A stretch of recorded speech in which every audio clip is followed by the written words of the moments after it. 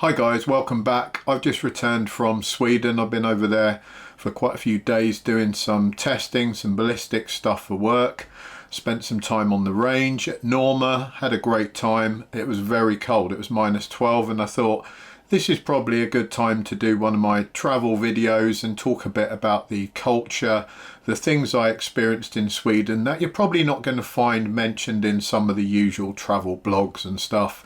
They tend to talk about specific sightseeing opportunities and things that you can buy. I'm going to talk a little more about how I found Sweden, the differences in the culture, and we'll talk about some of the unusual foods and stuff that I experienced while I was there. So let's get one thing straight. Sweden is absolutely beautiful, a lot like Norway. You know, I've done a video on Norway before. The scenery is amazing, especially at this time of year. We had some low sunlight coming through the sort of frost covered woods. It was absolutely beautiful. It is cold, so if you're going at this time of the year, wrap up. It is so beautiful. You know, even when you're cold, you can't help but be amazed by everything that you're journeying through. And one of the things that you might find unusual, I'm from the UK, one of the things I certainly found unusual was the lack of people. You know, I went to a place called Arvika, and I went over to a place called Amotfors as well, which is about 25 minutes down the road. These are quite rural villages, you know, very small towns basically. There's not a huge amount of people there, and that makes up the large bulk of Sweden. You have obviously the centre and a couple of bigger cities, but on the whole it is sparsely populated in comparison to, say, the UK or a lot of European places that you might go. So you see lots of odd houses scattered around, sort of farmhouses of what reminded me of quite a Americanized structure, you know, the sort of typical thing you would see in America, this beautiful wooden built house with quite a large amount of land with it. I saw lots and lots of those in Sweden, really reminded me of rural America. But yeah, absolutely gorgeous. And that brings us a little bit onto the culture, because as I was going through there, it was getting dark at about 3:30 in the afternoon. The light was starting to go in, and by about 4, you know, it was pretty dark. The Swedes have a belief in a cozy culture. I'm probably pronouncing this wrong, but it's something like mys, and it basically means to be very cozy. And you'll see that as you go past a lot of the dwellings, especially as it gets dark and you've got sort of frost outside. They've got beautiful warm lighting coming from within. The houses generally have a bit of lighting on the outside. It looks really, really quaint. And part of this mys culture is, especially on Friday nights, it's very popular with Swedes to stay in out of the cold. They have some really nice food, you know, some comfort food, some snacks. They sit around as a family, have a nice warm front room, maybe a log fire or something going. They light a lot of candles. They like to warm a room up and have some candles lit to make an atmosphere, and then they all enjoy some board games or some of their favourite television. That is an incredibly popular pastime in Sweden. Now, the Swedes also love to go out. They really enjoy the outdoors. Hunting is a big thing in Sweden, as is just general, you know, walking around the forests, experiencing the landscape. They really, really enjoy nature. And so a lot of the going out for Swedes involves going to maybe sporting events. While I was there in Arvika, they had like a kind of a hockey, I'm not quite sure of the name of it, but it was like a floorball, I think it was called, and it's basically played with hockey sticks, and then they're like running around, you know, trying to hit a ball into a goal. That was very popular over there. Obviously they have things like ice hockey, but sporting stuff is very popular, as is just general outdoor stuff. Fishing is very popular, for example. So the Swedes do like their sport. But what you won't find is the Swedes kind of going out to nightclubs and pubs and getting uproariously drunk. Obviously that does go on in the cities, because the cities are more slanted towards the international community. They're trying to get tourists in, so they will have a little bit more of a nightlife. But if you go to any of these more rural locations, you're not going to find any crazy nightlife. In fact, I mean, I've been there 3 times now. I almost felt like I was in the middle of The Walking Dead, because after about 5 o'clock in the evening, you hardly see a soul on the street. And when I came out the hotel the first time, I didn't really see anyone. You know, even the shops that were open were pretty much empty. And I went back to the hotel and I said, is there something going on in Sweden? You know, there's no one around. And they laughed and said, no, this is just normal. That's the standard evening. Most people are at home getting cozy, doing their meals at home, or they're out at a sporting event. They're entertaining themselves. They're not particularly into kind of just going out and spending loads of money on food and drink for the sake of it. Food and drink is not cheap in Sweden, not compared to the UK anyway. I mean, the quality of the food, I would say, is absolutely excellent. Even if you go to a supermarket and you were to buy fairly budget priced options, they do insist on high quality food in Sweden. The public there just won't tolerate a bunch of rubbish, but they also enjoy their junk foods. So I bought a couple of snacks from Sweden because they are very famous for their candies and their chocolates, because people from Norway even travel over the border. I think I showed you a video in the Norway video I did where they have these huge sweet shops. They're like a massive supermarket with nothing but chocolate and candies in, and people travel from Norway to go to Sweden and buy these things and stock up. So one of the big names in Sweden is this Marabou chocolate. It's really, really good. I mean, it's kind of like our Cadbury's, I guess, but I actually prefer it to Cadbury's. It's a nicer taste, but it's their sort of standard chocolate bar, if you will. And that one's got pistachio in it. It's a particular favourite of mine. And then we have these here. These are very popular as well. I don't know how to pronounce these again. I think Dumle. I'm sure someone Swedish can tell me, but they're kind of a chocolate treat with a sort of caramel and nutty centre. Nuts and chocolate in any of the countries in that region are very, very popular. And last but not least, I tried some of these before and I couldn't find them anywhere in the UK or anything like them. They're called Smash, and I actually think these are a Norwegian snack, but they're very, very popular in Sweden as well. And they're kind of like one of the crisps that we have over here. We have these kind of crisps shaped a bit like a horn, and you can see it's actually covered in chocolate. They're amazing. It's actually hard not to eat loads of those. They are the most addictive thing I've ever eaten. They are so good. And once you've kind of got the taste of them, you literally cannot stop. So they're they're like a corn snack crisp interior, which is salted, and then they've got a really sweet milk chocolate on the outside. It is an amazing combination. The nearest thing I can think of in the UK that we might have is those chocolate covered pretzels, but these are way, way better. I'm so disappointed I can't buy these in the UK. I think I can probably get them on Amazon. I'll chuck a link up below. They're probably going to be a little bit more expensive. To give you an idea, I paid, I think, about £3 for that packet there, and this bar of chocolate, which is pretty big, was again about £3.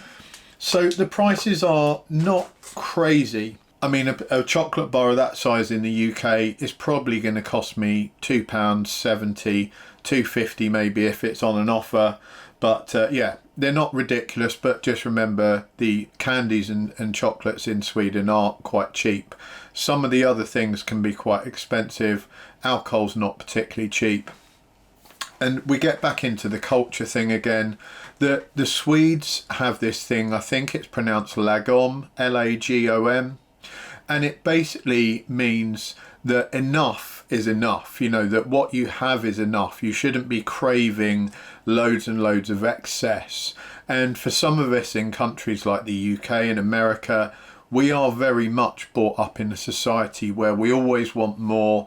We want bigger chocolate bars, we want bigger drinks, we want more money, we want a better car, we aspire to have all this material stuff, and it never ends, right? And it's really a road to depression, and we all kind of go on that road a little bit. You know, we all have desires of things that we would like. I would like a Ferrari, I can't afford one. I would like a Porsche, I can't afford one of those. But we all have nice aspirations of things we want. Now, the Swedes are a little bit different to that. They have a tradition in their country that really that's not very cool for them. Their attitude is very humble, very laid back. It would be very uncouth in Swedish culture to be going around bragging, showing off. People would not be impressed if you sort of skidded up in a Porsche, got out smoking a big cigar. You know, if you're Andrew Tate and you rock up there in your Bugatti, then you're probably not going to impress anyone. The Swedes just don't care about stuff like that. They literally couldn't care less. They would be much more impressed if you were going and doing some conservation or something in the woods and you just came out. And again, you wouldn't be bragging about it. You won't see Swedes on Facebook saying, oh, I donated all this money to charity, and all, you know, we see that all the time. In the UK, people do things in order to get attention, to get likes. The Swedes are kind of adverse to attention.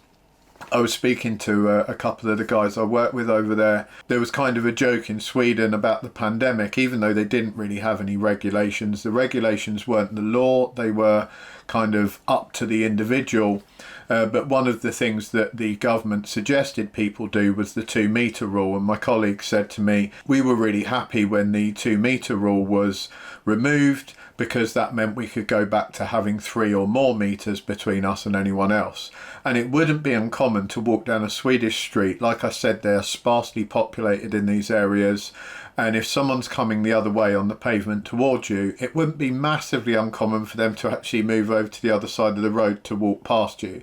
Now, they are not unfriendly people. They are just incredibly humble, very reserved, and they're not particularly into kind of making big extroverted social displays, which kind of explains that. You know, they're not avoiding each other because they're mean or they don't like each other. In fact, completely the opposite. The Swedes are some of the nicest people I've ever met in my life. If you want an honest answer, you know, ask someone in Sweden, because it's almost impossible for those guys to lie to you. They are sometimes too honest for their own good. You know, that isn't always good in business. Sometimes you have to be a little bit canny about things. And the Swedes are just like these bright blue-eyed boys that, you know, they can't sort of help themselves. They just have to be good and they have to be nice. And it's very refreshing, you know, if you come from a society like I do, where I've been brought up and spent a lot of time in some very rough areas dealing with some very, very sly, naughty people, that you go to this place and it's just a different ball game altogether. You know, people are really not trying to get one over on you. Now, that's changed slightly. Sweden have obviously had some immigration issues. We've seen that in the news. I've spoken to the Swedes about that, and they agreed, yes, they have seen some gang problems, especially in the major cities. There's been definitely an elevation there. And if you ever wanted to know, you know, if immigration can be blamed for anything, go to Sweden, because there was literally no gang violence. You know, they were a very pleasant culture. They didn't really believe in this sort of flashy behaviour, so why would you be involved in gangs and breaking the law and trying to make loads of illegal money if you didn't believe in being flash and extroverted? They've seen this happen, and it's skyrocketed after their population has started changing and people from different cultures have started coming in. The Swedes, of course, are so nice. They continue to welcome people in, but I think we're starting to see a change in the government thinking on that they were one of the countries that was almost leading the charge in terms of being welcoming, because that's their culture. You know, they're very hospitable, they're very pleasant, and they want to believe the best in human nature. They want to believe that everyone's really, really nice, and unfortunately they've been proved wrong there. Everyone isn't nice. There will be some, of course, immigrants that were very pleasant, but interspersed with those there'll be some immigrants that were going there to take the piss. And that reminded me a little bit, I think Demolition Man's a little bit like that, this kind of future society where all the people are nice, they're just not used to crime whatsoever. That's pretty much what happened in Sweden. You know, one minute they're living in a society where everyone's kind of getting cozy and helping each other and being super kind, and the next minute you've got gangs throwing grenades at each other through windows. So a real shock to the Swedes. Now, another part of Swedish culture, I talk about Swedes avoiding kind of being extroverted and chatting to each other, but they actually have an integral part of their culture which is based around chatting to each other, and that is the idea of fika. Now, I'm always on at Swedes about fika because I like baked goods and I like coffee, and that's what it's all about. It's about taking a break, normally in the morning, say 10:30, 11 o'clock, something like that. Sometimes they have one in the afternoon as well. Some Swedes will say, hey, fika anytime, which I agree with, the latter. But that basically means that you're going to sit down, you're going to enjoy a cup of coffee, you're going to have like a cinnamon roll would be the standard, that's like the standard national baked snack that everyone has, but there's loads and loads of different variations of these kind of baked pastries, and you would have a pastry, a cup of coffee, and the whole point of that is to sit down and communicate with people. So it wouldn't be unusual if you go into a cafe at about 11 o'clock in Sweden that suddenly you will find that people start talking to you. During this fika break, people will make conversation because that's the culture of the fika break. The whole point of it is to socialize with people, maybe introduce yourself to someone you haven't met before, learn a little bit about their background and their life story, share some of your experiences, and both leave the better for it. So that's a really, really nice thing as well. I'm a big fika fan. I do that regularly. You know, I told the Swedes I already do fika multiple times a day. Normally on my own in the UK, I just sit there and drink coffee and eat something baked. Not so much these days because I'm trying to keep an eye on my weight. That was the other problem in Sweden. You know, they do like their baked goods and their snacks. Because it's so cold and they're very, very active, they like their sports, they like going out into the forest. They keep their weight down well. You know, you don't really see many overweight Swedes. But for me, maybe I'm not as active as them. I'm down the gym quite a bit, but probably middle-age spread, I guess, and bad genetics. But yeah, I probably couldn't get away with fikaing every day. Now, I did have two unusual things to eat while I was there. One last time I was out, one this time. So the famous one is the fish, the canned fish. I think it's pronounced surströmming. I might have that wrong as well. Swedish people, let me know. And I'm sure you guys have seen videos of this before. It's a fish in a can. It's generally, when you open it, people are absolutely grossed out by the smell. It stinks. It's actually herrings that have been like pickled but in milk, so it's not really pickled, they've just been left to kind of stew in this milk but over a very long period of time. So I would describe it as it's all gone off, you know, that's why it stinks. God knows who came up with this idea, you know, what someone was thinking when they got some milk and they got some fish and they thought, well, those two could go together and I could just leave it in the corner of a room for multiple months and then come back to it when it's absolutely minging and eat it and then say, that's not too bad, despite the fact it made me wanted to vomit. That's become something of a delicacy. But it isn't the most popular thing in Sweden. You know, I think a lot of us believe that all Swedes are eating this like stinky fish all the time. I have met very few Swedes that actually eat that stuff. Most of them say, no, it's disgusting. It's a bit like jellied eels in the UK. You know, people associate, oh, you're from the UK, you must like jellied eels. Most of us hate jellied eels. It's only a very small part of the UK that they are popular in. And even in that small part, it's quite a niche community of people that actually partake in them. The same thing with this fish in Sweden. It's a community in the north of Sweden that it's very popular with. And even then, they're probably not consuming it to the amounts that we may believe they are. One of my Swedish friends actually gave me some advice on this. He said, you know, the big problem with it is people that don't know this stuff, they just kind of open the can up and then all the smell comes out, you know, and it splashes all over the place and it's absolutely disgusting. He said that wouldn't traditionally be opened in that manner if you were going to eat that properly. They generally open the can underwater. He said it's even better if you open it under some beer. You basically pour some beer in a bowl, open the can of fish underneath the layer of beer so nothing kind of sprays out. and having that beer in there also kind of absorbs the smell somehow. So he said that's the trick. And once you've eradicated that smell, you can basically enjoy the taste of the fish a lot better. I still didn't fancy it. I have tried it before. It's not particularly my cup of tea, but interesting nonetheless.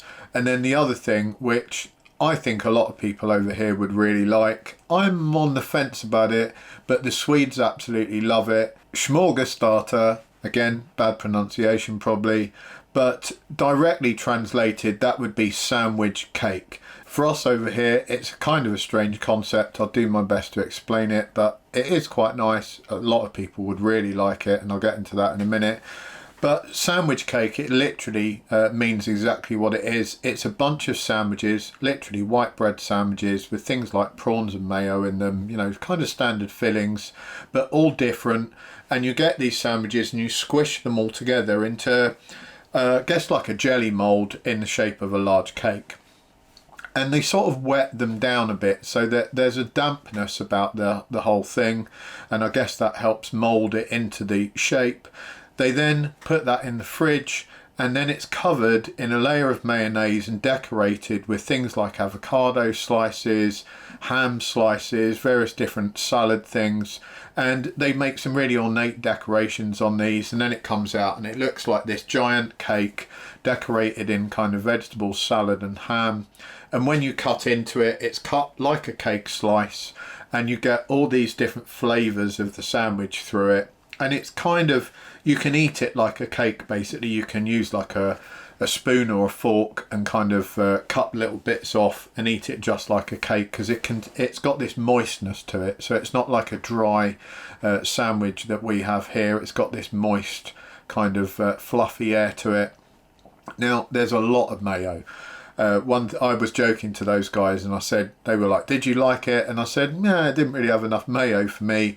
I was being satirical obviously, because there's a ton of mayo on it. So if you really like mayonnaise, you're probably going to love this thing. If you like prawns, if you like different sandwiches, if you're a big savoury sandwich person, then this is probably absolutely heaven. I found it slightly odd, just the principle of the whole thing and the combination of flavours. But I've got to say, the Swedes love this stuff. You know, anytime you want to see Swedish people smile, get them one of these sandwich cakes out for lunch, and I'm guaranteeing that they will all be super happy. They are literally over the moon when you pull these things out. I mentioned it last time I was over and just said, oh, they're really cool, you know, and they were super excited to go and buy one the next day so that they could bring it in and all have a slice. And of course loads of them all turned up at the company and everyone dove in and cut this thing up. So pretty cool, worth trying if you're over there. And you can probably find a recipe online and actually make one yourself if you really want to sample it and you don't want to go all the way to Sweden. Guys, I hope you enjoyed that little run through the Sweden trip and the Swedish culture. I've tried to avoid all the kind of standard stuff. I don't want to be a generalised travel blog. Let me know what you think. Let me know if you're Swedish, if I've got these things right or not.